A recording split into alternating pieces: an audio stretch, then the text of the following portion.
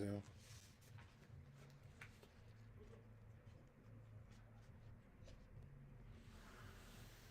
Okay, let's go and do what it do.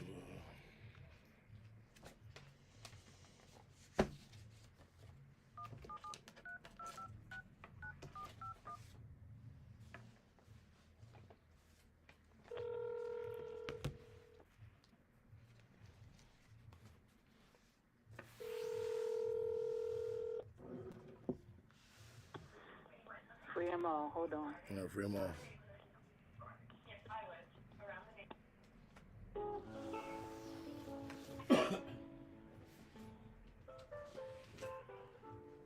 All right, say my name. If you want to, you can go and grab some. I don't know if they're going to put me in the way. Welcome to Blog Talk Radio. Please hold and you will be able to listen. You are now in the host queue.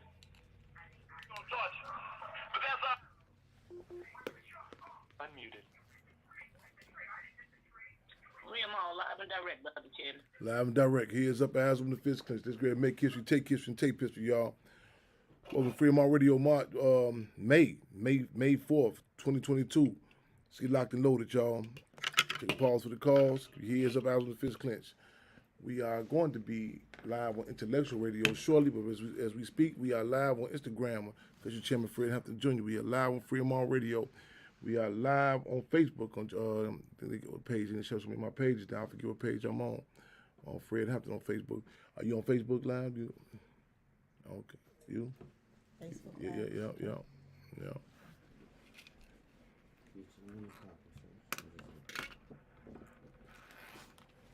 See if they can squeeze it. You see outlet over there? Might not be. 1 second, y'all. Bear with us. So you know, better yet, as we say, cub with us. I'm trying to get one. Is it pulling? Is it tight? No. Okay, I'll be right there then. Okay. All right, y'all.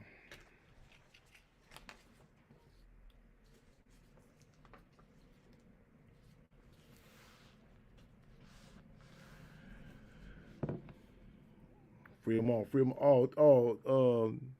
My radio so quick right on. Jamil Dixon right on. That's what it is. Free them all. Right on. Look.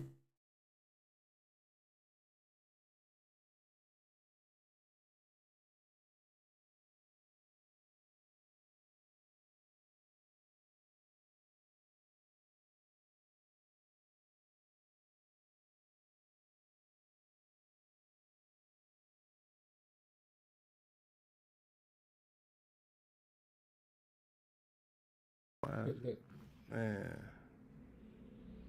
Crowd layout, press shit. I don't know all that stuff. That's why I was just complaining about this stream, y'all, so y'all be tripping. Ooh, where's my coffee? Okay, we got a number of things. We talking about y'all again. Let me get locked. Welcome to Freedom Radio, weekly program hosted by Black Panther Party Cubs, hosted by yours truly, Chairman Fred Hampton Jr. and Robin Allen, a.k.a. the Lady of Rage. Let's make history. Let's take history. Let's take history, y'all. That's what it is. Okay, that's what it is. Right on. Hey, sis. How you feel? All right. Okay, we good. Already? Okay. All good. All right, y'all. We about to be locked and loaded on Intellectual Radio. We come in quadruple breasted. Okay, phone calls already. Okay, come in. Oh, not back. Okay. You weren't here when he called. Okay, all good.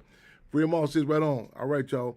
Let's get right into it, y'all. We talking about Mother's Day at the Hampton House this Sunday. Mother's Day at the Hampton House this Sunday. We talking about the update on the reparations hearings. We talking about the water being dropped up in Stateville and Menard. Go to Sister Cassandra Greer's page and Dr. Latrice's page also. We're talking about the leaking. The leak they say it was leaked about regards to the Supreme Court's decision regards to Roe versus Wade. The abortion issue. What's your thoughts on it? Position on it. So we want to update and have some political conversation about all this. Again, everything is political, and a lot of people say, "Okay, Chairman, get straight to the chase." What's your thoughts on it? We want to heighten the contradictions. So we can have some conversations in regards to whether we're talking about gun rights, whether we're talking about the crime in Chicago, aka Chirac, the abortion issue.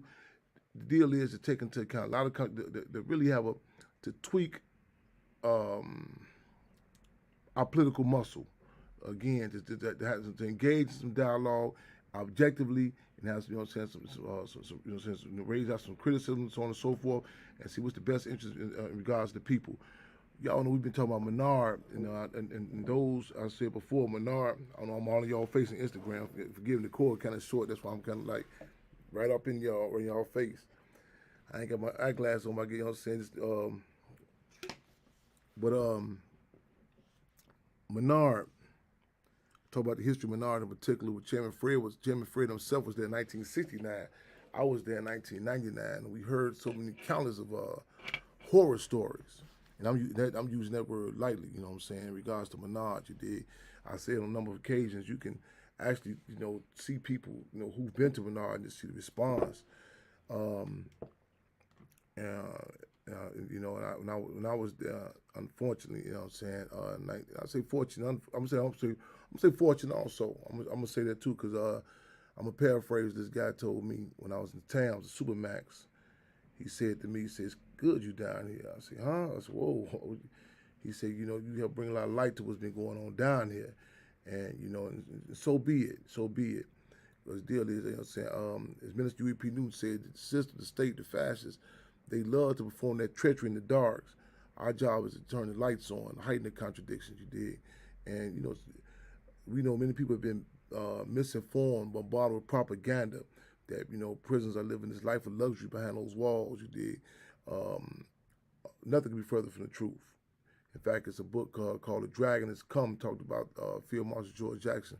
In the preface, it says something to the effect that you go visit your loved ones, that and you see the grass green outside, the prison guards may greet you nicely, so on and so forth, but your deal is your loved ones, your husbands, your son. I'm gonna paraphrase that too. Your daughters, your sisters, so on and so forth, are being taken back and dehumanized, beaten, murdered. You know what I'm saying? And again, when we say turn that concentration camp, it's not for no slick soundbite. So, Rob, what am I? So, free them all. That's what it is. Y'all get locked and loaded, y'all. We finna make history, take history. If you can't go to a certain part of the country, the world, you might want to hold up on this ride, because again, the spirit of internationalism, we popping up in Ghana, Ireland, Congo, behind the walls, New York, Attica, south side of Chicago, you name it. You know what I'm saying? This in the spirit of internationalism. Feel free to call in, y'all. 929-477-3785. Let me slow down, because a lot of times you be kind of speaking kind of fast. 929-477-3785. And then press 1 to be heard. So you call in at 708-223-8953. Talking about Menard, we had countless families. A lot of families calling in saying, what's going on in Menard and their loved ones, what they were subjected to. And, I got a text, I was reached out to, we reached out, contacted in regards to, a young lady coming on here with us this week. And if I'm correct, it's your fiance. Your fiance. My fault. Oh, yeah. Okay, right on. Your fiance. I think you called in before. Did you call in? Correct. You called in, and there was a number of different families online with us. I think you called in a few weeks ago. We had some. You remember some other families' names that was on here? Alicia Gill. Okay, Alicia Gill. Y'all remember? I think about 3-4 weeks ago she was on here. Alicia Gill. Who else? I'm not quite sure of the rest of them, but I know for sure Alicia Gill. It was several. I'm saying to say. A lot of times you can say, okay, this just there's one person on here, maybe their fiance or their loved one, maybe he going through some bad times down there. Maybe it's aberration, but it's my guy, is one of my comrades has said to me. He said his mother said to him, if one person call you a horse, you might can dismiss it. 7 people call you a horse, you might want to investigate in the saddle. Countless families, back to back, historically, have, the conditions that are occurring throughout these concentration camps, but in Menard in particular, notorious. And, whenever we have the opportunity to talk, hit directly, the impact How it's impacting the families. In fact, Winnie Mandela said that when a prisoner does time, it's not just the prisoner. How it impacts the whole family. Give us who you are, your fiance's name, how long he's been locked up, and just if you can, take us, take us to Chester, Illinois, Menard, um, Menard, CC. What's going on? What's the situation? What's happening with your concerns? Why? What made you travel even the hours you traveled to Chicago to see us to hit to the Hampton House today, and how pressing is it about your fiance's case that you felt that you had to come sit directly and say face to face about the horrid conditions your fiance is subjected to. Okay, before I begin, first I want to say it's an honor and a pleasure to be here and to have the opportunity to share my story. My fiance, his name is Kenyatta Brown, and he is currently an inmate at Menard Correctional Center. He's been incarcerated since 2007. He entered the Department of Corrections in 2011, and he was an inmate at Stateville Correctional Center prior to being transferred to Menard in 2020. His story involves harassment, retaliation, and abuse from not only Menard Correctional Center but Stateville Correctional Center as well. The abuse and harassment started in 2014 when he actually won a civil lawsuit for harassment from a prison guard at Stateville Correctional Center. Stateville tried many different tactics in regards to him, from writing false tickets,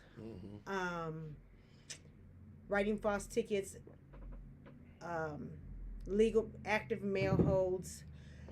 I've received letters in the mail that actually the envelope was empty. There was no letter in there. Visitors being harassed, him being chemically restrained so that he can get information out from me.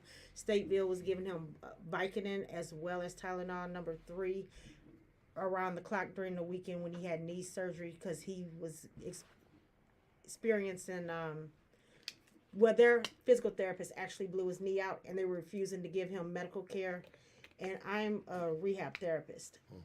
So I was telling him from the beginning, these are protocols that you're not even supposed to take with this type of knee surgery, and he's 6 weeks out and he just became weight bearing, and a physical therapist put him on a bike for an hour and blew his knee out, and Stateville was refusing to send him out. So I was constantly calling Stateville to try to get him sent out to the hospital. They were chemically restraining him so that he couldn't call me over the weekend.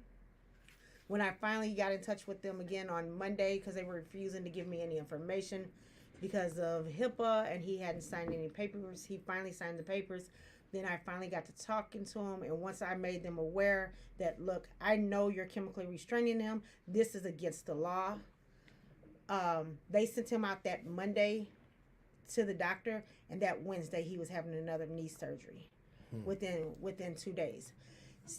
Stateville was trying to transfer him to Menard in 2019. Well, prior to 2019, they were trying to transfer him to Menard, but he had an active medical hold on him, so they could not transfer him at that time. So in August of 2019, they were plotting against him to try to get him transferred to Menard. He was made aware of it. He wrote the grievance on it. Because he wouldn't reveal the officer's name that had gave him the information, they put his grievance off to the side. In December of 2019, Kenyatta was on an active mail hold, and I actually have the valid proof. I have the FOIA request right here in this package of paperwork that I have that can actually show that he was on an active mail hold since 2007. And I also have an email right here from Sarah Johnson, who is in Springfield, who's out of Springfield, to Xavier Taylor, who is Internal Affairs at Stateville Correctional Office, where he verifies that Kenyatta was on an active mail hold. In December of 2019, there was a package that came into the mail. If anyone knows what an active mail hold is, any mail, whether it's legal mail or regular mail, it automatically goes through internal affairs before it's given to the inmate. Kenyatta received a guard came to his cell with the manila envelope that made it past internal affairs all the way to his cell. It had a bunch of stamps on the envelope. It did not have any postmark dates on the envelope itself. And there was a bulge inside the envelope. No postmark from the post office, and it was marked as if it was legal mail. Kenyatta looked at, noticed that his attorney's name was wrong. This wasn't even the type of envelope that his attorney uses. He refused it. He refused to take the mail. They opened it up and they pulled out a half ounce of marijuana along with cigarettes wrapped up into plastic. Somebody had to bring that package into Stateville to get to him, to set him up. It never made it through the post office. There was no postmarks from that. They placed Kenyatta into SEG. He beat that ticket. They knew that he was set up. An outside officer was investigating this. They knew that it was a setup, but however, they were still able to ship him to Menard, which he made it down to Menard in January of 2020. When he made it to Menard, if I can interject, it's a couple of terms that you had threw out, right? And okay. Just for the that's for those who may be, not familiar with a lot of these. You know what I'm saying? I want these terms to slip past them. Okay, tickets, chemical restraints, grievance, FOIA, mail. Like, let me just tag team with you a bit. The mail hold, like intentionally holding this mail. Like he can't. Yes. So any mail that he gets, it automatically goes into internal affairs, and they read it and they investigate all mail before it's even given to him. Internal affairs is like the police inside the police. Okay, and then you mentioned FOIA. Okay, so a lot of this information you said that you got FOIA, Freedom of Information Act. So this not just some stuff that you subjectively that you feel it when you went back and invested. You got this from the Freedom of Information Act. Give us a little more like the chemical restraint. Like some people they hear about the mace, the spraying of the mace and everything, but give us a little more intel about the chemical restraint. Okay, so a chemical restraint is whenever you give somebody. So you have certain medications, whether it's narcotics, maybe psychotropic meds or things like that, and they use these meds to control people's behaviors, whether it's causing them to be drowsy. I'm trying to think of general terms to use. Mm-hmm. Whether it's causing them to be drowsy, whether they're lethargic, just where they can't communicate. So what happens is, even in the medical field, is you would give a person these medications to control them. Right. Whether it's to keep them calm, keep them relaxed, keep them sleep, and things like that. So once you're forcing meds and you're giving meds like that around the clock, you're restraining them chemically. Yes. To where they cannot communicate with their family, or maybe control a behavior, or get up and walk around. Whatever. There's many different reasons why people use chemical restraints, mm-hmm. but that's actually against the law to chemically restrain mm-hmm. someone. Mm-hmm. And then like we heard our assessment from the prison. Malcolm X said America self-represents prison. And Minister U.E.P. Newton said that prison is a microcosm of the outside community. In other words, I'm saying it to say that we see the blatant, and with the George Floyd, the different cases, we talk about the beatings in the outside community is more intensified behind the walls. You see what what law enforcement do, knowing they, being with their own cameras. Imagine behind the walls. So you talking about the chemical biological warfare. Again, the chemical biological warfare. Literally, shooting cats up, knocking them out. It's on steroids. You know what I'm saying? It's on what's happening behind those walls. With the forced medicating. And I remember scenes in Stateville as well as Menard. Horror stories. So one brother, he was known as a stand-up guy, Mandingo, and real muscular, big brother. They had shot him up with so much narcotics. When the people seen it, they didn't recognize him anymore. So I just hope y'all sticking with us on this ride, though. you know, so we talking about Kenyatta Brown in particular. You know what I'm saying? But a number of families have become to the historical nature. You know what I'm saying? Of this infamous concentration camp, and I don't use that term lightly in regards to Menard. Okay, we with you. Go ahead. Okay. So Kenyatta was transferred to Menard in January of 2020. Prior to him being transferred to Menard, the Department of Corrections had already changed their policies. At one time, they were forcing African American males to cut their dreadlocks. However, you had Caucasian males that were able to still keep their long hair, their real long, thick beards, and things like that. When Kenyatta made it to Menard Correctional Center, they were trying to force him to cut his dreads. They've done everything from refusing showers, restricting him from visits, not allowing him to go to legal calls, not allowing him to go to legal visits. This is actually a picture of Kenyatta and his dreads. You can see that his dreads are searchable. So they were trying to claim that his dreads are security risk. Is a security risk. However, Kenyatta, he knows his rights. He knew that the policies had changed. He stood firm on it, and he refused to cut his hair. So in the process of all the harassment and things of that nature, Kenyatta followed his proper protocols. He filed his grievance through the warden. Then it moved on to Springfield, and then it actually has an active civil suit case in the Southern Illinois District Court again. So now here is so it's an outside court. Yes. Because a grievance is something that you filed inside the prison for the prison administration. But so this case is on outside court. Yes. So it's now in the Southern Illinois District Courts, and so now he has another active lawsuit. The courts seemed for it to be fit, and there was enough evidence there to support harassment and retaliation and things of that nature. There he was given racial names. One of the officers actually told him, "We're going to make a case out of you. You're teaching these how to fight against us." They also was refusing to allow him to have his in-person visits. All his visits were trying to force behind a glass, because he refused to cut his hair. When they were seeing that he was standing his grounds, and he would go, they were transferring him from house to house, cell to cell, when other inmates were seeing that he was there and he was allowed to cut his dreads, because so many inmates, even after once he was there, they were coming in, they were still using tactics such as refusing to let them go to shower, refusing them to have a visit, refusing medical, different things of that, just to force them, just to have that control over, to where inmates were saying, okay, you know what, my hair's not worth it, and they would just give up.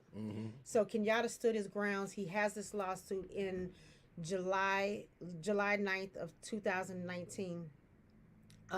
Well, prior to that, in 1 month prior to that, Kenyatta had actually wrote the attorneys of the prison, because they had opened back up and allowed visits coming in, and they had allowed him to have his contact visits. And he explained to I have a copy of the letter from the attorney that he wrote to the attorney that had basically stated to them, as long as I have my visits, I'm allowed to have my visits and things like that, I'll drop the lawsuit. So he was willing to drop the lawsuit, but Menard correctional officers, they weren't aware of the letter, and they just want to keep on with the retaliation and the harassment. And so on July 9th, they came and brought him in under an investigative hold. So with an investigative hold, they can hold you for 30 days. And during that investigative hold, they tried 3 different tactics. I actually have the grievance here that's wrote from Menard, from their own words. That's where they have admitted on August 9th, where they admitted 3 different tactics that they tried to keep him into SEG. The first one was there was a fight in East House. He was an inmate in West House. He was the only inmate out of West House that was brought in on this investigative hold, and they were trying to state that he put a hit out to have two gangs fight. Kenyatta has been in the Department of Corrections since 2011. Since his whole time of incarceration, he's never even had a title of being a gang leader. Menard has now placed him as being a minister of the Black Disciples here in 2021. Which now, how do you go 10 years in prison never having this title, so all of a sudden you're having this title? Kenyatta's grievances that he had before, he's never had anything as far as conspiracy, as far as staff assaults or things of that nature. So they held him in. They were doing their investigation. They found out that the fight was over two inmates arguing over a phone on the yard. However, Menard did not release Kenyatta. They still continue to hold him in every time that he's seen the officer. And these are the same officers that's involved in the lawsuit that he has against them. The officers kept giving him a runaround about why he was still in SEG and, oh, you were supposed to have been gone, things of that nature. Then they turned around and came back and stated that they found a kite they said that Kenyatta wrote. Okay. That Kenyatta wrote, and it was a kite about asking about some money. They were trying to relate it to as far as being drugs. Kenyatta had recently just won a lawsuit because of his knee situation, and he explained to them, you know me, you know what I got going on, you know the money that I just sent out to my family. Why do I need to be involved in drugs? Kenyatta explained to them that that the note that they had found was pertaining to, and I have here the invoices, where these are the invoices for the magazines that Kenyatta ordered. The magazines that they found in his cell, they were pornographic magazines. He also has the ticket where the Menard actually mailed the ticket out. So what it is when they order things, they send a slip to the commissary, and the facility itself writes a check out. Yes. So Menard actually wrote the check to this company that mailed the books in. Yes. Yeah. And when the books came in, Yeah. Kenyatta sold the books. He explained to them you could go back and listen. They found the magazines in the cell, so now they don't have it for drugs. So they couldn't beat that, so they continued to hold him into SEG on this 30-day. He was actually August 9th when they came and wrote him the ticket. When they came and wrote him the ticket, he was actually in there for 31 days. So they actually kept him in there a day longer than what he was supposed to. Now, when Kenyatta went into SEG on July 9th, I personally had mailed in some photos to Kenyatta. These aren't the photos. These are copies of the photos. Here, I just want everybody to see. These are pictures of my niece. Her baby had passed away at 9 months old. These are photos of an infant's funeral, 9 months old. These are. What charge they hit him with? They gave him with this gang activity or something? No, they said that these photos, copies of these photos, tested positive for synthetic cannabinoid. So they're trying to say that I took live photos like this, and if somebody gives me some water, you could pour water on this photo and it's going to damage. Photos do not absorb liquid. The children photograph. I recall Menard. I received my daughter's report card, and I was given a ticket for gang activity. They said one of it had red ink on one of on the report card, and this is Menard 19. It's a block in my memory. Menard, I believe that, man. 1999, probably 1999. Yeah. They were stating there was 177 photos tested positive for drugs. That's impossible. This is the thing of it here. I mailed those photos out, and the postmark date on the photos was July 12th. I live in the St. Louis area. It takes 1 to 2 days for mail to get from my house to Menard. They stated the photos came in August 5th. not even realizing that the postmark date is on the actual envelope. They placed him in seg for 90 days off of this. Like I said, I have the grievance here where they wrote in their own words. They admitted in their own words that they tried 3 different tactics to keep him into seg. This is not something that we're making up. This is not something just to it's their, these are their words. These are their tickets. They also they placed him in seg for 90 days. Then they put him on a no contact visits for 6 months. That came out of that situation. Now they have my name, they have my address, but there has been no charges brought against me. But I mailed drugs into this facility. I'm still allowed to visit. No restrictions, nothing happened to me. They stated that they used a testing kit called the NARC2, Sriracha NARC2 testing kit. When you actually look this testing kit up, it's actually on my phone. This testing kit, I have it from the actual website itself that states these are presumptive tests only. They have to be sent to an outside lab in order to determine. Menard states that they sent this out to the Illinois State Police Department. Once again, we filed a FOIA to get a copy of these records, to get a copy of these here. Kenyatta received a response back that stated that they're having difficulty finding these photos. The Illinois State Police, not Menard, the Illinois State Police. I have sent something out. I had an attorney try to contact the Illinois State Police to get records of these photos, and these photos cannot be found in the Illinois State Police Department. Another tactic, throwing the photos away. That's what they probably did. So it only continues to get worse. Like I said, Kenyatta has an active civil suit against Menard. So with this being said, anything that Menard is doing right now, as long as the same officers are involved, he can just keep adding this to his court case. So all this here is added into his court case. The judge has seen that this case is so complex, and it's so much harassment and everything that's going on in with Menard. She provided him a paid attorney who's actually out of the state of Missouri. She did not even give him one that's one in the area. That was the middle of December.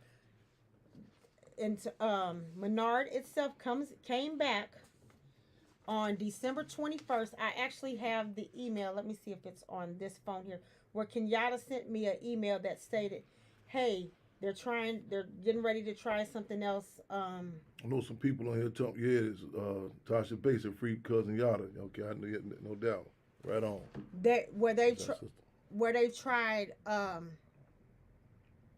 Where they came back in and had stated that they had an informant, and now they are trying to say that Kenyatta was trying to commit a staff assault. So that's where he came in. Now he has the title of being a minister of the Black Disciples, as well as conspiracy to commit a staff assault.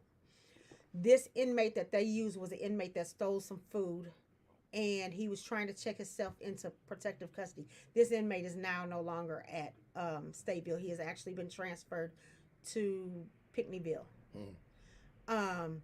And so once again, they used this tactic to keep him into seg, and they gave him another 90 days. Out of a total of 240 days, Kenyatta served 180 days in seg behind a steel door, which the steel door is provided for inmates who they have behavioral problems. They may throw urine, things like that or whatever. Kenyatta has never had these issues throughout his whole time throughout the Department of Corrections. They only continue to get worse. We're talking about, as a matter of fact, Kenyatta sent me an email on Monday through the email systems for me to read to you. That's from him. They are holding that email right now today. He sent me an email today at 1:55 that basically said they still haven't gave you that email yet. I got that today. He sent you email today? Yeah, he sent me an email today. He sent you email today, but you see that when the email he sent you about to send to me last week, you haven't got that yet. I still haven't got it. They're holding his emails. In particular, okay, you may was my name mentioned it? Correct. this rhetorical question. A lot of people. I'm glad. Let me stress this. I remember we did a coalition with this sister some years back, and we talking doing a prison busing program. And I was telling her, I say, okay, now I say, sis, my name is a red alert. You know what I'm saying? And she couldn't believe it. And she came and said, who are you? My name was on the prison busing thing. In Menard prison, my photograph and Chairman Fred's photograph is in every gun tower still to this day. When I was in Menard, they had a charge. They would give you 6 months additional time. And I struggle with so many people. You know what I'm saying? Because, we got to heighten that contradiction. Let's be honest, I'm glad to emphasize that. And we want to fight for this. And we ain't, let's be clear. A brother told me in Galesburg, I come off Galesburg Yard, and I'm saying it's all humbleness. And they said, man, he said, can I meet him? And he said, and the brother said, yeah, you can meet him. He said, man, I thought I couldn't approach you, man. So I come off the yard, I get mud on my jogging pants, want the best gym shoes, none of that. He said, man, I thought I would approach you, and you'd be like the rest of the guys with the jewelry and everything on you. He said, man. I said, no, it's like Slash Stone, man, everyday people. What's happening? He said, I had to meet you. He said, the guards went through my cell. They went through all my literature, all my other information. When they seen this picture about the Free Fred campaign, he said, man, they threw down on me. He said, man, what's to this? You know what I'm saying? And and the deal is, I hope y'all heard that. You know what I'm saying? The state know who is who, and it's a trickle down message. A lot of people say, don't touch that. You know what I'm saying? We wonder why people say, I don't know why people don't get involved in this struggle. Guys told me when I was locked up, I would like to do what you do, Chairman. I would like to support that. I just can't sweat it, man. I can't handle being transferred right now. And ain't no, you know what I'm saying? And I respect the fact. Let's be honest. Let's have an honest discussion about this here. We live and direct on Freedom on Radio, y'all. I met a stewardess, an airline stewardess, 54 years old. We was on flight. You remember Conrad? And she said she ain't watched the movie Judas and Black Messiah. She's scared to. I said, I appreciate your honesty. I said, you watch BML? She said, yeah, a million times. You know what I'm saying? And a mantra that one of the major street organizations had in the 60s was, when the police come for us, they lock you up, and they come with the Panthers, they'll kill you. And we, you know what I'm saying, the deal that we had to, you know what I'm saying, like, and let's heighten this contradiction. You know what I'm saying? I want to make sure we get this brother's ID out there on his court dates out there. You know what I'm saying? You know what I'm saying? Again, we commend you for coming in. I tell people, I had a case yesterday, and this brother, he's a legend, in Inglewood, in a lot of places, Papa, and it's they trying for clemency on this case, John Burris, and his sister. I said, man, give me one person to help. We got to think of one person to one contact. I said, you know what I'm saying, give me one person to help push this campaign with us, you know what I'm saying? Because a lot of arenas, when they see me coming, they say, oh, I had to China, here he come, the bull is in the building. But we need the support of the people, y'all, because again, as individuals, we doomed, you know what I'm saying? And we there are different walks of life, y'all saying, but again, the support of the people, I'm clear, just even the mere mention of our name, the heat that comes with that, you know what I'm saying? And ain't no, I get tired of battling with people that get some sort of paranoid. Man, they tell you at their mouth, you know what I'm saying, what it is. So I just want to reiterate that right there. The email, you got people that still say, well, maybe the Wi-Fi wasn't working last week. You know what I'm saying? That still fight that contradiction. And we say, like when the Panther Party, COINTELPRO, it was targeted. It was a whole bunch of dynamics. It was assassinations, informants, agent provocateurs, all that dynamic. But again, they came to wipe them out. You know what I'm saying? Anything about self-determination. So we're gonna heighten the contradiction. We gonna before we leave, we want to make sure we get this letter. We want them flood them letters in. I'm in flashbacks to Menard while you talking. Right? We'll proceed. This is actually the email that he sent today. He sent this today at 1:55. I received this at 3:00. He had an email that he sent to me several days ago. I still haven't received. He says, "Oh, they making sure you didn't get that, huh? They know the message is powerful. Make sure you let Fred Hampton know that they holding it purposely, and whenever they do give it to you, forward it to him so he can see why they held it." And I tried. A lot of people don't watch the movie Judas and Black Messiah. We put a lot of Panther Cub political pills. That movie got more information in it than a lot of these bogus books got in it. Go look in the movie. That's Menard Prison. The movie Judas and Black Messiah. That's Menard. That's Menard. That's Menard Prison. We showed you. It's actually in there. Them taking his letters. That people. Oh, I was in the prison when we filming that scene. You know what I'm saying? We literally all that was important. The turns he wrote. They took the letters. I'm having flashbacks. I'm talking about they would take my letters. It was a dude from you mentioned Eternal Fast. His name was White. That was his fictional name because he was big, deeper than just some regular police. He would come through in the morning, early in the morning, before child line was ran. He would play psychological games. He would read up. He would say to me what was in my mail coming to me. You know what I'm saying? I wouldn't receive the mail. He would say, "Oh yeah, your cousin such and such happened." He said, "Oh, your people are involved in the protest down south." I never received the mail. They would put psychological games like this. And in Stateville, they had a thing, internal affairs. I didn't receive mail for 5 months. I come out, they take me, they say, I got a lawyer visit. I say, I thought I had a visit restriction. They did me into the side room, all my mail is laid out that I thought I was sending out.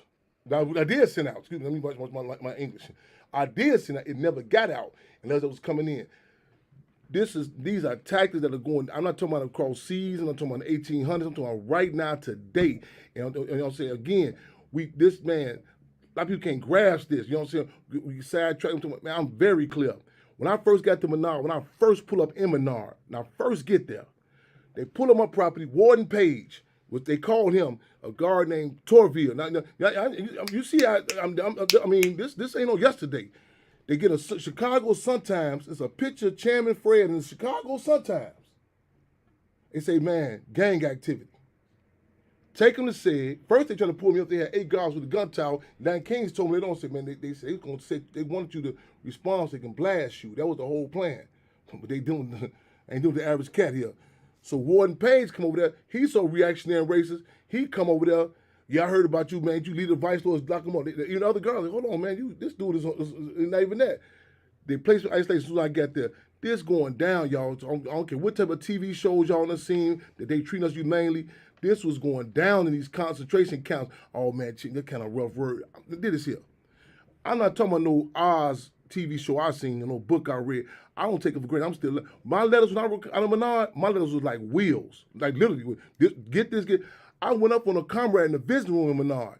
I said, man, dude, what part you not understanding? I'm not coming up out of here alive. Get the dreads being cut up. Brother named Raymond. I never forget this in Menard. His grandmama. Everybody knew. He's like his grandma, like a community lady, an old candy store type lady. She coming down that 10-hour drive down Menard. When he get to go visit his grandmama, they stop him and tell him he got to cut his dreads or he can't see his grandmother. That's when I put a policy out. Blood in my mouth. It was a playoff field, Marshall George had blood in my eye. This is what's going. People talking about, man, that's back in the days. And it's still going down, and it's still resistance happening. It's still, you know what I'm saying? See, gotta be clear on this here. It's still, you know what I'm saying? People say, man, wish it was back in the day. We still fighting back, you know what I'm saying? We still fighting to expose these contradictions, you know what I'm saying?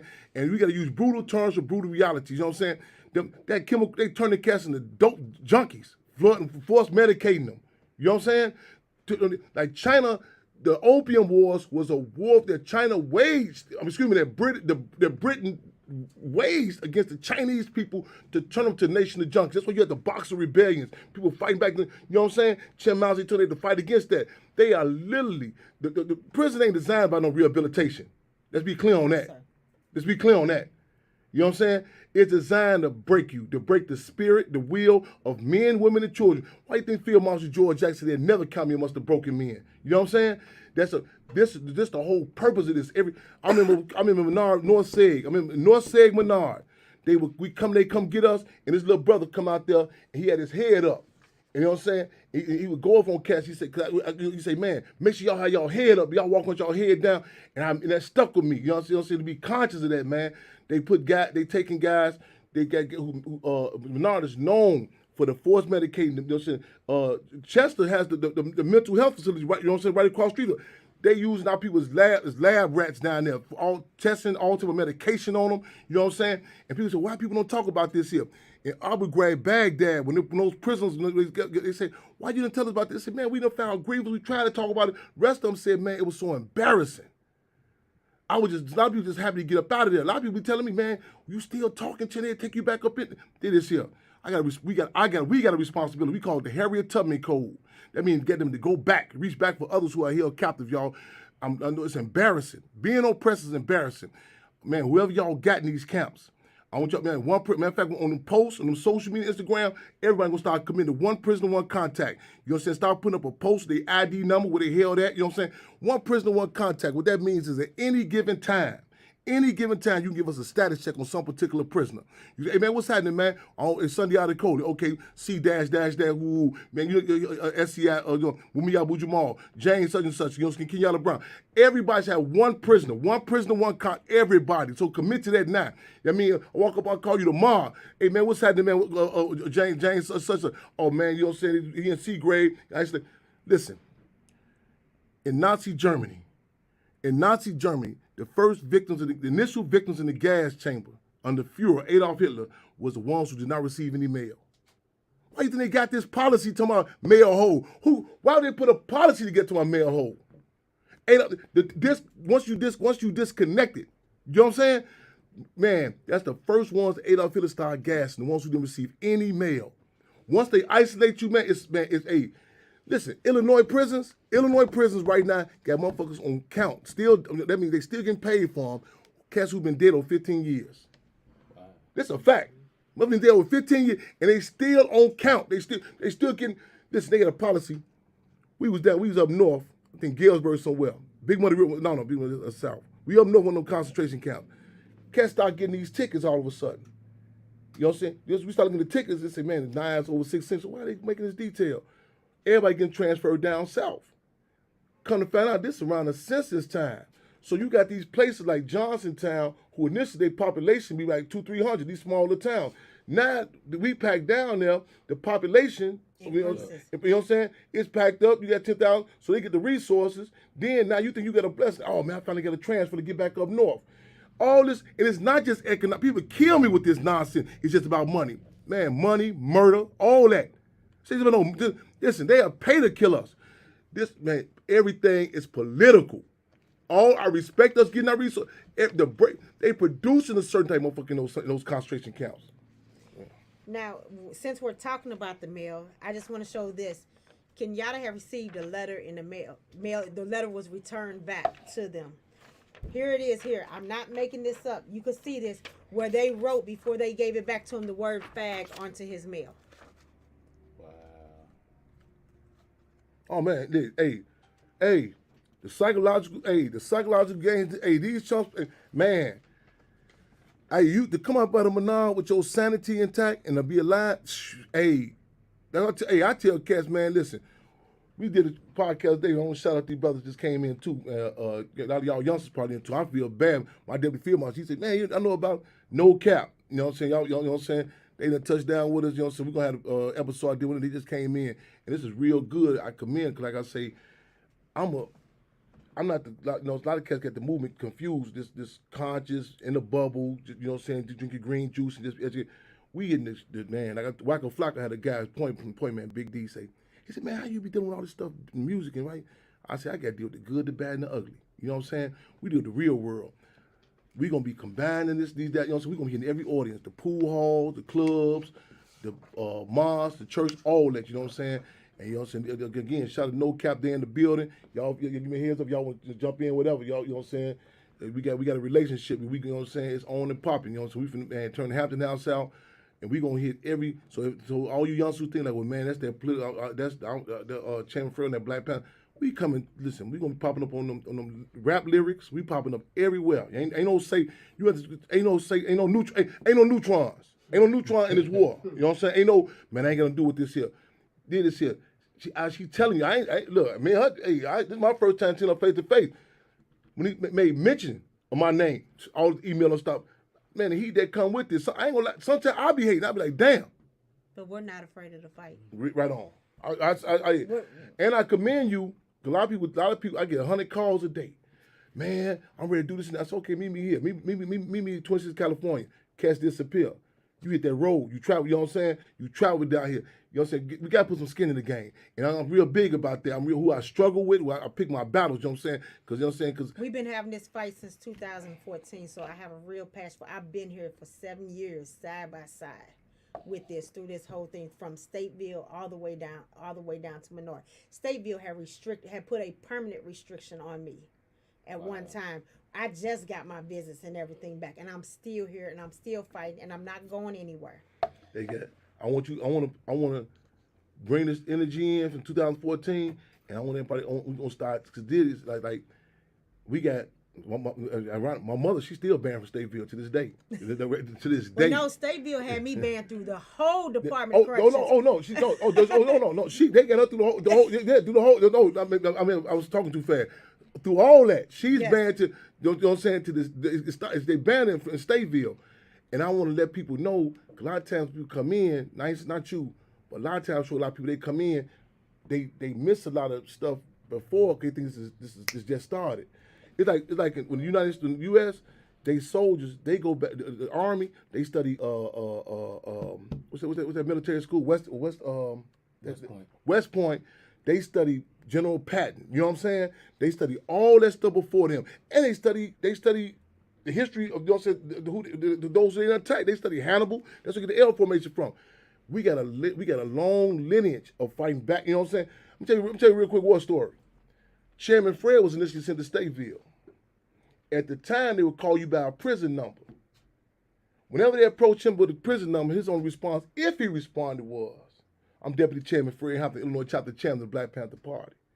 They deemed him to be criminally mentally insane for refusing to answer to the number. They transferred him to Menard, 1969. I met the guys in Menard when I was there in 1999. They at their mouth, we had a they told me they had done hits for the administration on this you know. They told the warden when he came. They said, "Man," they told the warden because they came on the yard like, "What's the hold up? Why this man why he ain't laid down bloody yet?" They said, "Man, we on Chairman Fred's security. Anything happen to him, we holding you accountable for." He politicized it. You know what I'm saying? See, once we hiding the contradictions, and you know what I'm saying, and we can't negate nothing that happened in the past. It's so much war stories, you know what I'm saying? And we want to take this new energy and combine it with battles that been going on, you know what I'm saying? The history of Stateville, but not all that, you know what I'm saying? So a lot of cats say, is it too late or whatever? We had somebody, who was that? Remember Alicia Gill? Yes, and She was saying how her Alicia Gill, her brother, is incarcerated at Menard, and he's in segregation right now. And Menard put some false tickets. I can't tell her whole story. you keep saying tickets, just so people can know what tickets are. So the tickets are where they write. I mean, it's basically like a charge. It's a charge. So they put a charge on him. I can't really fully tell her story because I don't know her story. But they falsified charges and everything on, and he's been in seg on there. He's writes her constantly, where the guards are making threats to kill him. He's getting a shower once a month. He's getting you said a shower when? Once a month. She barely has contact with him. The mail, when he writes out letters to his family, it's coming like almost a month later. There's another inmate, Isaiah Brady, who's in seg as well. These names, go to IDOC, get them numbers. Pick if you feel like, man, Chairman, I ain't got nobody. I don't know nobody locked up with you. I don't know what planet you on with that. But if that's the case, pick a name. You know what I'm saying? Pick these names. We have another one, Chaz Trailkill. They are currently in seg right now. Right now, while they're in their seg, the food is limited. They're not getting their showers. They're not getting visits. They're not getting phone calls. They're trying to isolate them from. They have connections with the family. Alicia Gill constantly gets letters where her brother is fearful of his life. He won't even take the vaccine because he's fearful of them injecting him with something and possibly killing him. Rightfully so his family can, right now, DOC has a policy going to where unless you're vaccinated, you and the inmate both have to be vaccinated in order to get visits. So he cannot even get his visits. Now they got options. You mentioned earlier about behind the glass video. See all this stuff. See they run this thing about for security. Excuse me. In Menard, the degrading searches. We challenged this before. the degrading searches, the strip searches. I'm using that term loosely. That occurred to a prisoner before going on a visit. What they do to you, and you say, wait a minute. Logic is okay. If I'm going, what am I trying to snuggle? If I'm trying to sneak some drugs out of here, you know what I'm saying? And what they do to man, I remember the fights we had about this here, man. You know what I'm saying, man? And then even the law, we carry the case law, to break you, to dehumanize you before you see your loved ones. You know what I'm saying? This before this, you would go through these. I'm talking about, I recall this on going to visit Menard, a thermal on up under the shirt. They tell me I can't do, you know what I'm saying, do the visits. I remember throwing the thermal away. I remember that, you know what I'm saying, throwing the blood in my mouth. Man, this is going down right now, y'all, as we speak. As we speak. This is, man, live and direct, y'all. We need support. We need, you know what I'm saying, we need to put this out. We need, you know what I'm saying, we need the warden's name. We need, you know what I'm saying, the call-ins down there. We know what's happening with these. Remember these one person, one contact. This is, you know what I'm saying, the election time coming up. Election time coming up, man, and you know what I'm saying. And don't get it twisted. I ain't talking about no, you know what I'm saying. Y'all, you know about the vote thing. I ain't saying none of that. I'm saying, but man, I know a lot of times that, you know what I'm saying, when it's a battle amongst gangsters, you know what I'm saying, you hiding the contradictions. You know what I'm saying. You say, man, did this? The people you say, what's your thoughts about this candidate? Flip the script, turn the table around. What's their position? What's their position in regards to what's happening in Menard? You follow what I'm saying? That cut off a lot of conversation. You know what I'm saying? People, who you voting for? No. What? Give me a candidate that's talking. Okay, well, they kill me with that. Well, the president can't do that. You know what I'm saying? The government can't. Hey, everything political. I ain't talking about electoral politics. This conversation got to be tied. A person of a garbage collector, alderman, say, man, what's your thing about Menard? Well, that's not my ward. Dig. You got something. Take some position on it. Well, not just myself, but it's been some other family members. We're gathering together to where we're trying to go in. We're wanting to fight Menard. We're looking for more family members that are willing to stand up and speak out. Actually, this Saturday here, we teamed up with Rainbow Push, and we're actually having an event at Rainbow Push this Saturday. The media is going to be there. We're trying to get political people out there. We're trying to get as many people out there as we can. Where we're going to speak on the conditions that's happening at Menard. It's this Saturday from 11 to 1. I'll actually be driving up from St. Louis, Missouri to attend this to attend this event. What time? Between 11 and 1 this Saturday at Rainbow Push. Need warm bodies. We're going to push this issue. You know what I'm saying? Here, there, and there. Well, tie this in. I want y'all to hit them clubhouses, hit them Instagrams. You know what I'm saying? So what's going on in Menard? Man, tell the stool pigeons, don't tell nobody. Tell them it's a secret. You want them to keep it to themselves about what's going on in Menard. You know what I'm saying? Tell them, man, this stuff, man, Chairman Fred Hampton Jr., the Black Panther Party cuz, tell them, don't tell nobody, though. Keep it to themselves. You know what I'm saying? Man, tell the stool pigeons it's a secret. Man, today, man, put this on Instagram, TikTok, and a challenge. How many, you know what I'm saying? How many prisoners you know what I'm saying, gonna correspond with? How many phone calls you gonna do that? That's the TikTok challenge. All that. See, Mr. UEP Newton just said power is the ability to define phenomena and make it act in desired manner. Power is the ability to define phenomena and make it act in desired manner. If this social media phenomena, define it. Give it, you know what I'm saying? Give it, you know what I'm saying? Because the deal is, it's a all this stuff, you know, they do science with this. You know what I'm saying? How to, you know what I'm saying, get you caught up. You know what I'm saying?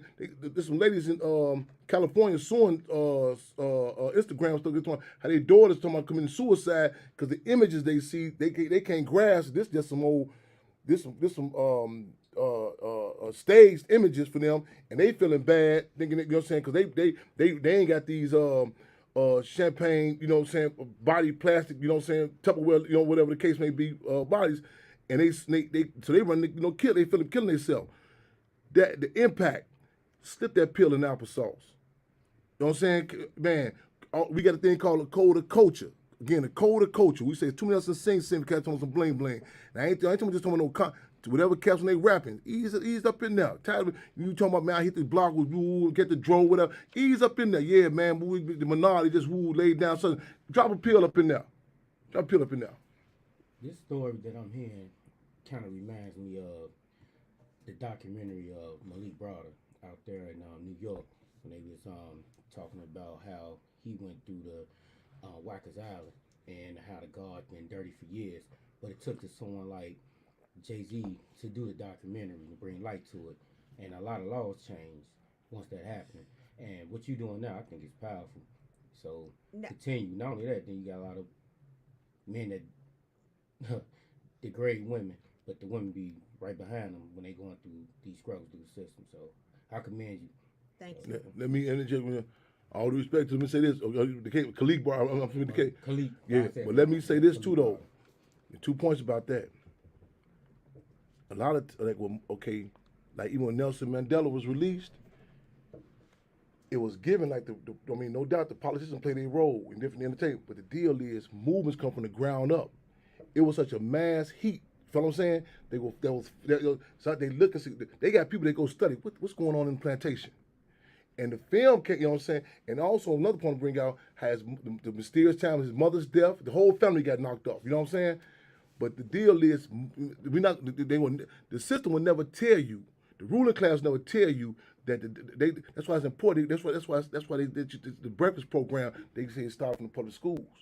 They can't say from 14 to 24-year-old cats. You know what I'm saying? Start a free breakfast program. That's why it's similar to when they train elephants in India. When they train the elephant in India, if the elephant sees the trainer step on a cup, and the trainer step on the cup, that elephant has to be destroyed. Because the deal is, so we need the artists to play a role. We have the code of coach. We need all the Jay-Z, everybody play a role. But the deal is, once the everyday masses come to grips with, wait a minute, you know what I'm saying? You ain't got no high school diploma either. Your auntie got some issues, you know what I'm saying? She demoralized, that's the term we use supposed to say they strung out. Once the masses, you know what I'm saying, historically, it's been the masses of people that create it's like draw to the plantation. Once we start shaking the plantation up, it forces those in the house. Hey, man, you got to bring some butter knives and some biscuits up out of that motherfucker. Something got to give. You know what I'm saying? Because master going to say, man, what's going on? Why they out there tripping? You know what I'm saying? Because go out there and control them. And that's what the March on Washington, initial March on Washington, all due respect, it wasn't Dr. King and them. It was the masses of people. So we finna shut this motherfucker down. Now, one of the things, there's several different things that we're wanting. But one of our biggest issues that we're wanting, so like in the state of Missouri, if you're to be a correctional officer in the state of Missouri, you have to have a bachelor's degree. In the state of Illinois, all you have to do is have a high school diploma or a GD to be a department correctional officer. You blew my wig. I ain't know Okay. I know Menard that is not the case. It got to be such a Menard. So with that being said, there's no education, there's no requirements involved. So they get all these family members in. They're going to bring a cousin in, they're going to bring a husband in, they're going to bring a wife in, and the harassment continues. I had a Menard. I had a officer at Menard. Her name is Strong. Just tell me a few weeks ago when we were up on visit, I walked up to her. She said. She was shaking me down. I was getting ready to go in. She said, just a couple more months left. I said, yeah. She's like, tell him to sit his ass down. Lay low. She said, I've been here 14 years. She said, out of 14 years, all it takes is for you to get in trouble one time. And you're going to stay on their radar. And they're going to keep coming. And they're going to keep coming. And they're keep coming. This was an actual officer at Menard Correctional Center that actually told me these things. So with what's going on is you have these correctional officers. They go from their correctional officer, the next thing they know, they could be a supervisor, then they could be a counselor, they could be an internal affairs, and they could be a grievance officer. Just bouncing around. There's no requirements. There's no education requirements or anything that's behind it. So what we're trying to do, we're wanting outside investigators to come in and investigate this. We want laws to be passed. We want a bill to be passed where there's an oversight committee over the Department of Corrections. Missouri is doing it right now. The state representative, her name is Kim Collins of Missouri. She's doing it right now. Her father passed away in the Missouri Department of Corrections. They just had conferences where family members came out. If the family members could not make it, they sent in videos that told how inmates are being harassed, not just in Illinois, but we're talking about Missouri. The torture, the abuse, the retaliation that's going on. Because if I write a grievance on you and you're a correctional officer, right, you're going to be the one that's going to answer my grievance. That's why I want you. The ticket. I'm going to ask you that question. When these tickets, somebody charges you the ticket. Who here? You're going from this board. It's called an adjustment committee. Yes. Who is most likely on the adjustment committee? The same correctional officer. The same one. Because guess what? I was correctional officer for 10 years. Now I'm on the grievance committee, or now I'm internal affairs. If I had a problem with you when I was a correctional, I could use that as leverage to continue with the harassment. But if we get laws passed, get boards passed, where they'll come in to where if there's a grievance officer, somebody from the outside who is not biased come in and read that together and hold these officers accountable. I have a list. We created a website. First, we created our own non-for-profit. It's called lostforcause.com. Our non-for-profit that we originally first started having, we first started this non-for-profit, it was actually to get inmates to go and reach out to our youth, because inmates can relate better to the youth because they've been through that, where they've dealt with the struggle and the peer pressure. Some of them have been incarcerated since they were kids who caught kids crime and was given life sentences as children. But when all this coming, some of our stuff has kind of deteriorated to where now we're going in, we're putting up stories as far as this going on. Kenyatta actually wrote this letter, and it's on our website actually that we have on. This was wrote on February 20th. Oh, one second, read it. I want to ask one thing. Make a note of this too, if you can. With Illinois, if you can, like even if you can, it can be inserted in there about the outside people being what is it y'all call it? The oversight committee. Oversight committee. If it can be a heads up on something like to make sure the real like people from our community, like say hypothetically Menard, if they go outside, that mean they brother or they, you know what I'm saying? Correct. So something that's appointed by the government, by the state legislators, somebody that needs to go in and oversight. Nobody that is even connection with the Department of Corrections. Chicago, Illinois. What's the word? What's the term? Daily the term. The patriot. The term started in. I'm trying to think of this term. That goes the Daily Machine, they hiring your brother and your sister and all that. You know what I'm saying? Yes. They notorious for this in Illinois. Correct. So that's what I'm saying.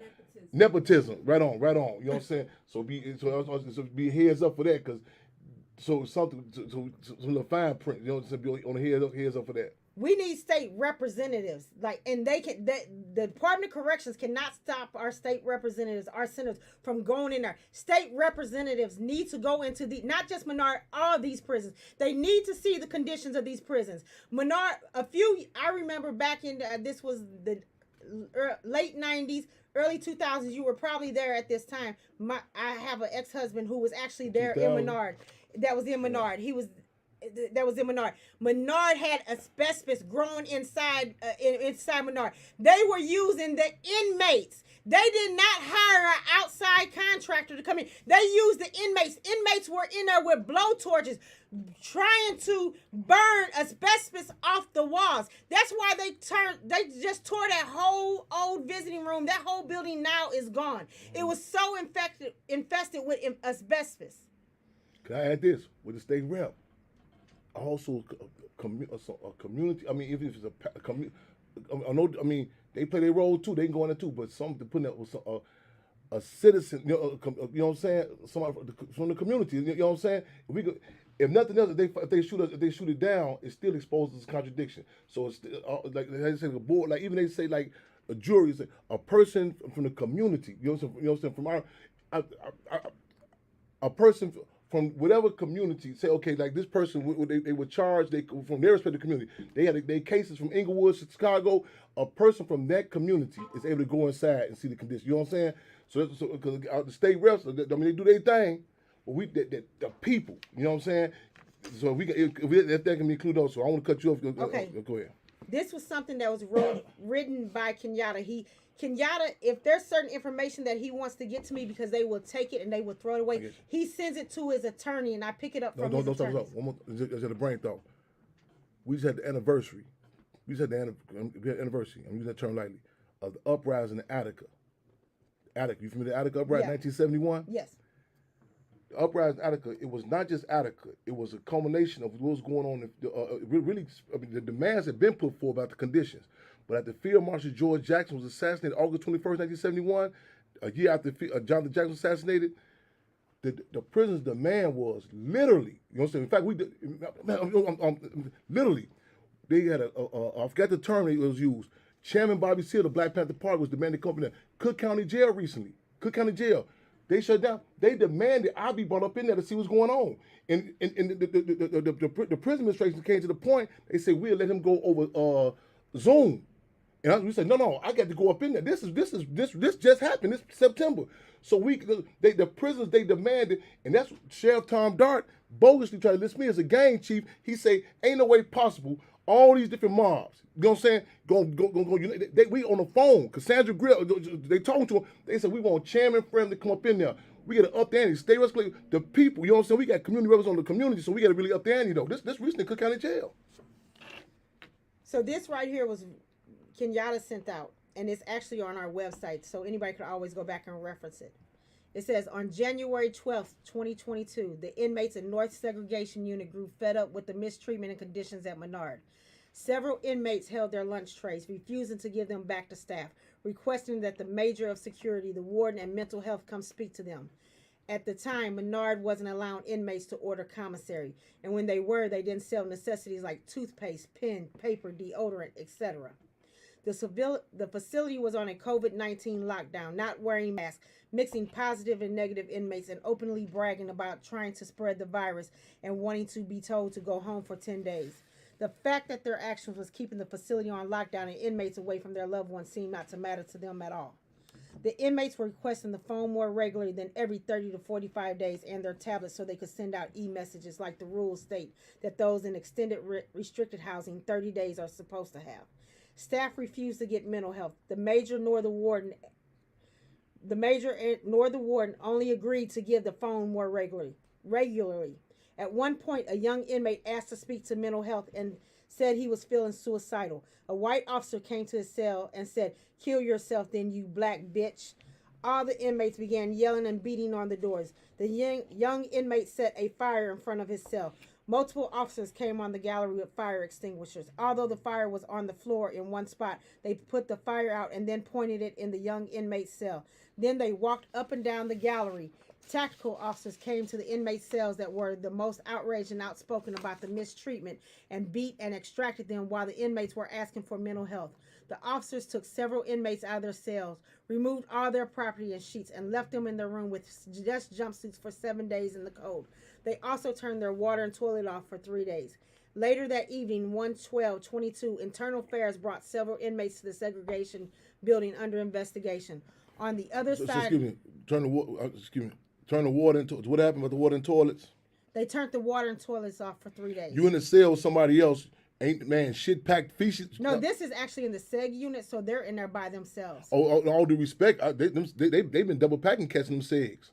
That's the issue we challenge it too. I stay supposed to be putting by yourself. They've been putting the strip cell and some cats is double packing seg too.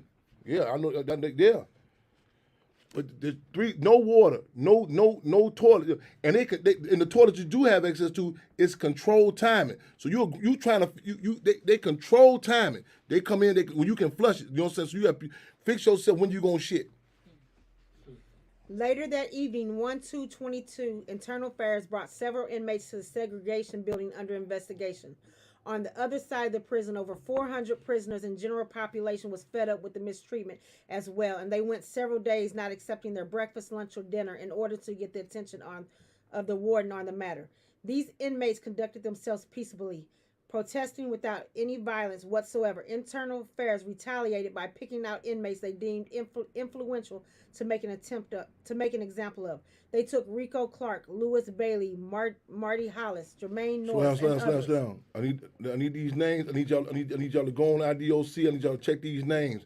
You know what I'm saying? Remember these names. You can go on IDOC, pull the numbers. I need one prisoner, one contact again. I need those names again. Rico Clark, one of my people. Rico Clark, Lewis Bailey, Marty Hollis, Jermaine Norris. One more time. Rico Clark, Lewis Bailey, Marty Hollis, Jermaine Norris, Isaiah Brady, Chaz Trailkill, Michael Minifield, Kenyatta Brown. One more time for me. Rico Clark. I need somebody, when these names being run down, Type them names in. I need y'all go on IDOC, pull them numbers for me. One prisoner, one. I want y'all call in next week. I just corresponded with such and such. One prisoner, one contact. They, you know what I'm saying? They move them by isolation, you know, or whatever the case may be. Repost those names down. Rico Clark, Lewis Bailey, Right on. Marty Hollis, Jermaine Norris, So it is. Ain't no coincidence. You know what I'm saying? Man, come on, real talk. Kenyatta Brown, Isaiah Brady, Michael Minifield, Chaz Trailkill. They know nobody else know. This continues to say, Menard hate is real. They send the clear message to all inmates that if you file grievances, we will throw them away. If you peacefully protest or file a lawsuit against them, you will be targeted, retaliated against, and harassed with false charges, shakedowns, mail delays, and more. As long as you don't do any of these things, you're fine. We want prisoners to adopt civilized methods of handling issues. This cannot be done at Menard. It's a breeding ground for hatred. It's not by chance that it's the most dangerous, violent prison in Illinois. These same inmates go to other prisons and never encounter nor be involved in things going on at Menard, such as violence and gang activity. Menard shuts inmates off from the outside and create tense environments while robbing them of their hope. They don't need to change. They need to close the prison. We live direct on Freedom All Radio. Y'all, hey, we coming. This is Chairman Fred Hampton, my co-host on the line too, though. Robin Allen, a.k.a. the Lady of Rage. You remember Afro Puff? Yes. She's online with us right now also, too. We've been going in. This is online. Yes, indeed. So, to the comrade, we got Lady Rage, y'all youngsters, Baby D.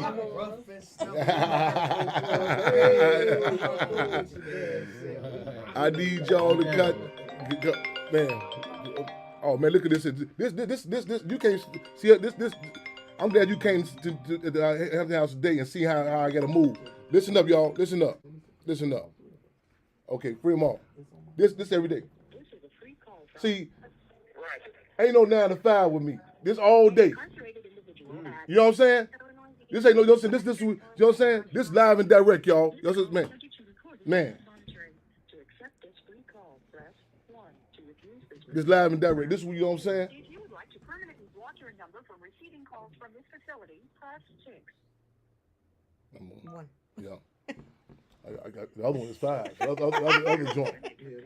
Party to any call from Illinois DOC will result in inmate disciplinary action, and the involved end user's phone number will be globally blocked from future calls from all Illinois DOC facilities. Thank you for using Securus. You may start the conversation now. Real man, free them all. Hey, I'm actually doing a radio show right now, so I'm live on the show right now. You feel me? I'm live and direct. We live and direct. You feel me? Yes, sir. Yes, sir. So All right, well, look, we'll touch back down on your re-rock side thing. Oh, okay. I mean, if you want to give me updates on me, okay, we'll free them all. Yes, sir. Okay, let me cut it off and cut back. Cause I know that voice went out. Not the voice. How you work that stuff? I'm gonna get no care. We gonna get my what's his name hooked up. Okay. Let me. I'm glad you. When you tell people, say, well, I came to meet Chairman Fred Hampton at the Hampton. He moving a million things. You know what I'm saying? I want you to let people know because they got this stuff. You know what I'm saying? The work that we do. They think this. You know, they think it's Hollywood. It's Inglewood. You know.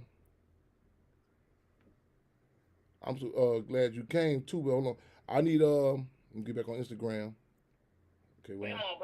Fremont, Fremont, come around. You got another comrade on the line? Okay, bring her in. Okay, bring her in. Yep, bring it. And then if those who calls who we missed today, y'all forgive us, y'all know it. Don't charge it too hard. You know what I'm saying? Don't charge it. Okay, and we gonna talk about the reparations, is all that. So you know what I'm saying? Unfortunately, we ain't gonna run out of issues in country. You know what I'm saying? You know what I'm saying? Now while this is in place, welcome to Freedom on Radio, Mother Comrade. Welcome to Freedom on Radio. Freedom on, Chairman Fred, and all the guests. This is Mother Comrade Cool and Jerry, the widow of Chairman Fred Hampton. Listen to this. You talk about, Menard and, the experience down there, and I thought about Clantrell, what they wanted you to do, what the guards were demanding. This is my mother talking to Clantrell. She came to visit me. Shit in order to get a visit, telling them that your mother is out there. waiting on a visit. And even a lot of the inmates saying, man, your mama came way down here. You're not going to do what What they try to get me to do before I went on the visit. What they try to do to I'm me. not doing it, And but your mama out there. And later when we talked, you said, are you upset about not getting a visit? I said, hell fucking no. You did the right thing, not do whatever the fuck they asked you to do just to get a visit. This little midget guard came out there. She about 2 feet tall, all butch and everything. I was with your daughter. And then it was raining tons of water, like old people say, cats and dogs.